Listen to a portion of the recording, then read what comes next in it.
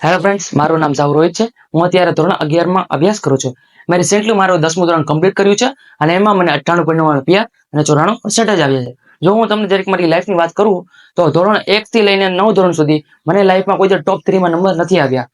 પણ smart memory course join કર્યા બાદ મને લાઈફમાં પહેલી વાર ટોપ 3 માં નંબર્સ આવ્યા છે. મને મારી સ્કૂલમાં ઇંગ્લિશ મીડિયમમાં બીજો નંબર આવ્યો છે બોર્ડમાં.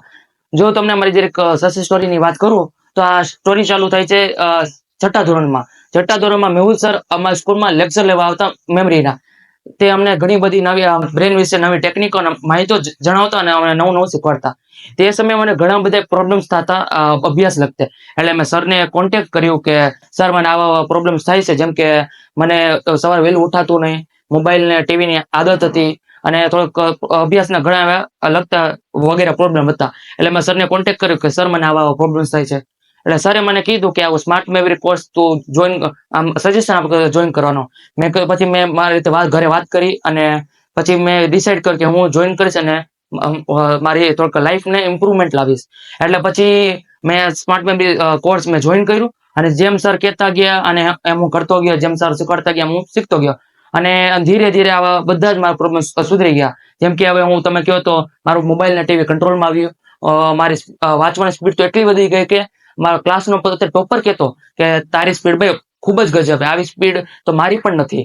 અને મારે વાંચવાની પણ આવી રીતે સ્પીડ વધી. પછી આવું સારું પરફોર્મન્સ જોયું તો સરે મને રિકમેન્ડ કર્યું કે મેમરી ચેમ્પિયનશિપ કરીને કંઈક એવું થાય છે, તારે પણ એમાં પાર્ટિસિપેટ કરવું જોઈએ. મેં કીધું કાંઈ વાંધો નહીં સર, કંઈક આપણે નવું એક્સપિરિયન્સ થશે. એટલે 2019 સાલમાં મેં ગુજરાત મેમરી ચેમ્પિયનશિપમાં પાર્ટિસિપેટ કર્યું અને અહીંયા પણ એ મારા માટે બહુ નવું એક્સપિરિયન્સ હતું. એટલે મેં ધાર્યું નહોતું પણ મેં અહીંયા બ્રોન્ઝ મેડલ પણ મેળવ્યું.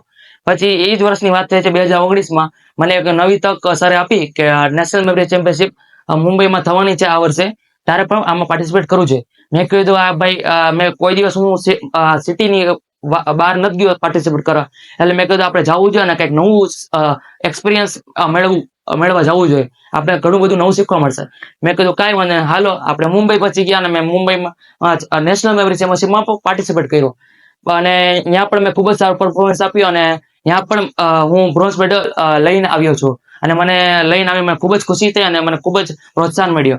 પછી આ વાત આવે છે 2023ની, જ્યારે મેં 10મા ધોરણમાં પ્રવેશ કર્યો અને તે સમયે મેહુલ સરે મને ખૂબ જ મોટી એક ઓપોર્ચ્યુનિટી વિશે કીધું કે એક વર્લ્ડ મેમરી ચેમ્પિયનશિપ જે 32 વર્ષમાં પહેલી વાર ઇન્ડિયામાં થવાની છે, તારે પણ એમાં જોઈન પાર્ટિસિપેટ થવું જોઈએ. એટલે મેં કીધું આ તો ખૂબ જ મોટી મારા માટે ઓપોર્ચ્યુનિટી છે. તમે વિચારતા હશો કે આ બાજુ ધોરણ 10મું અને આ બાજુ વર્લ્ડ મેમરી જેવી એટલી મોટી ચેમ્પિયનશિપ કેવી રીતના થાય? હું તો એક મેમરીનો સ્ટુડન્ટ હતો, મને મારા ઉપર પૂર્ણ વિશ્વાસ હતો કે હું જાઉં કે ન જાઉં પણ હું કવર અપ કરી લઈશ બોર્ડનું અને ખૂબ જ સારું પરફોર્મન્સ પણ આપી શકીશ, એવો મને પોતા ઉપર વિશ્વાસ હતો. એટલે નેશનલ વર્લ્ડ મેમરી ચેમ્પિયનશિપમાં પણ મેં પાર્ટિસિપેટ કર્યું અને ત્યાં પણ મેં ઘણું બધું નવું શીખ્યું, નવા લોકોને મળ્યો, અહીંયા ઘણા બધા ફોરેનર આવ્યા, એમના પાસે મેં વાત કરી, એમનાથી પણ ઘણું બધું નવું શીખ્યું અને અહીંયા પણ મેં ખૂબ જ સારું પરફોર્મન્સ આપ્યું અને અહીંયા પણ હું મેડલ્સ ને ટ્રોફી લઈને આવ્યો છું. એ હું તમને બતાવવા માંગુ છું. આ મારા ટ્રોફી ને મેડલ્સ છે, હું એ તમને બતાવવા માંગુ છું. જો તમે પણ તમારા બાળકને સ્માર્ટ બનાવવા માંગો છો તો હું તમને જરૂર રિકમેન્ડ કરીશ કે તમે જરૂર સ્માર્ટ મેમરી કોર્સને તમે જોઈન કરો અને માઇન્ડ વિશ્વાસ સંપર્ક કરો. Thank you.